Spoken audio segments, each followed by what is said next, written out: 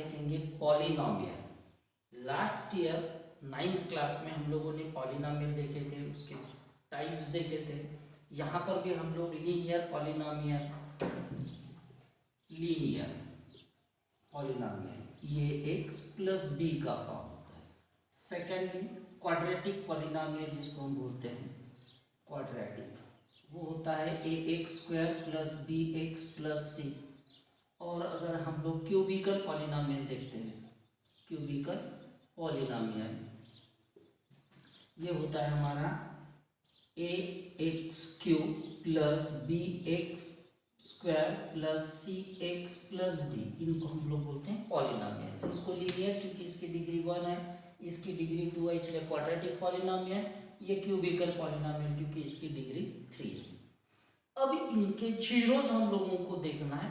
उसके पहले हम लोग देखेंगे इनका ज्योमेट्रिकल मीनिंग। ज्योमेट्रिकल मीनिंग का मतलब जैसे ग्राफ होता है, इस ग्राफ में ये एक लाइन है, एक दूसरा देखते हैं हम लोग, ये इस प्रकार की लाइन है, कर्व है।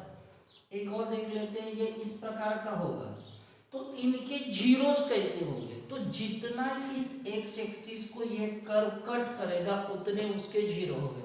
जैसे ये एक्स एक्सिस को एक बार कट कर रहा है, इसलिए इसका जीरो, नंबर ऑफ जीरो कितने हो गए? 1। यहाँ 1 2 3, तो how many number of zeros it has? 3। ये एक ही जगह कट कर रहा है एक्स एक्सिस को, इसलिए इसका नंबर ऑफ जीरो कितने हो गए? 1। इस प्रकार से इसका ज्योमेट्रिकल मीनिंग है। इसका बहुत ज्यादा यूज नहीं है।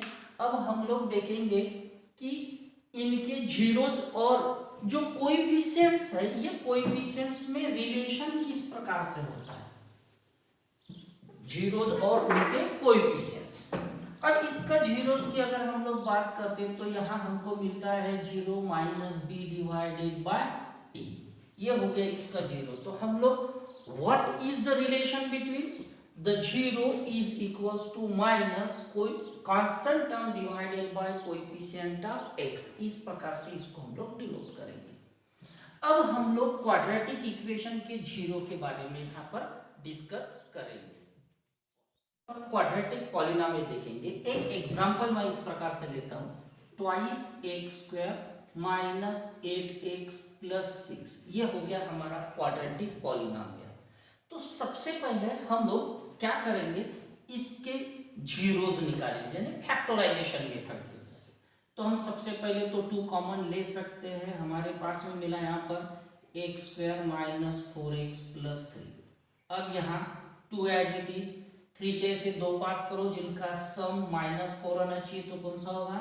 x² minus 3x minus x plus 3 which is equals to 2। x common लिए तो यहाँ मिलेगा हमारे पास x माइनस 3, यहाँ से हम -1 कॉमन लेंगे क्योंकि कुछ भी कॉमन नहीं होता। फिर से x माइनस 3। अब क्या मिला हमारे पास में? 2 as it is, and then x minus 3 and then x minus 1. These are the factors.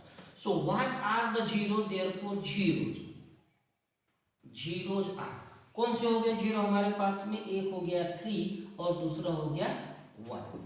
अब अगर हम इनको नाम दे देते हैं, नाम किस प्रकार से देंगे? तो पहले जीरो को हम लोग अल्फा नाम दे दिए, तो इसे दैट इट इज 3, और दूसरे जीरो को नाम दे दिए बीटा। तो क्या मिला हमारे पास में? 1, अल्फा एंड बीटा।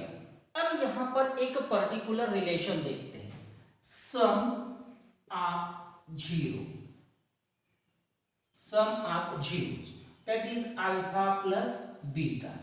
क्या मिलेगा हमारे पास में? अल्फा मिलेगा 3 plus beta 1 which is equals to 4, which is equals to 4। अब इस 4 को क्या मैं -8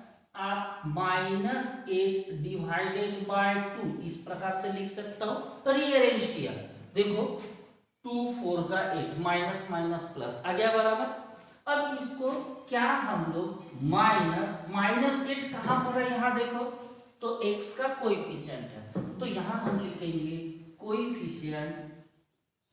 coefficient of x divided by coefficient of x square.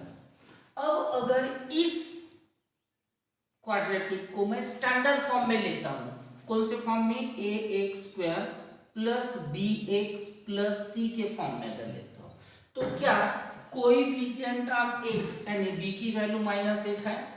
इसका मतलब मैं अल्फा प्लस बीटा के लिए क्या फार्मूला मिला मेरे पास में? Minus B divided by A formula मिला, and this is called as zeros and relation. Similarly, if we discuss here the product of zero, क्या मिलेगा? Alpha into beta which is equals to what is alpha? Alpha 3 into beta 1 which is equals to 3। फिर से इस 3 को इसी form में लिखना है मुझे, तो यहां मैं 6 डिवाइडेड बाय 2 ऐसे लिख सकता हूं। अब अगर हम 6 देखते तो कहां पर है? Constant term. 2 देखते कहां पर है?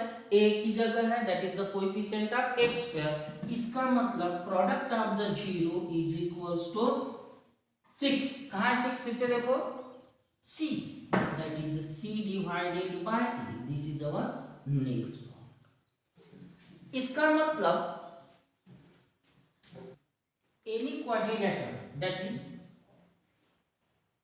quadratic equation polynomial ax square plus bx plus c, क्या हम इसको a को अगर कॉमन ले ले तो क्या मिलेगा हमारे पास में? X square plus b divided by a x plus c divided by a. मैं इसी को यहां पर लिखता हूं, a एक्स स्क्वायर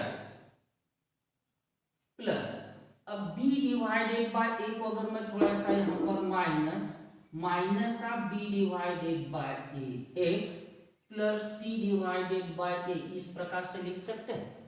अब इसी में a इज एनी कांस्टेंट, इस कांस्टेंट को मैं एक नया नाम दे देता हूं k, then X square minus b divided by किस चीज की वैल्यू है? अल्फा प्लस बीटा, तो alpha plus beta into X plus alpha into beta, क्योंकि c डिवाइडेड बाय किस चीज की वैल्यू है? अल्फा इंटू बीटा की। It means that any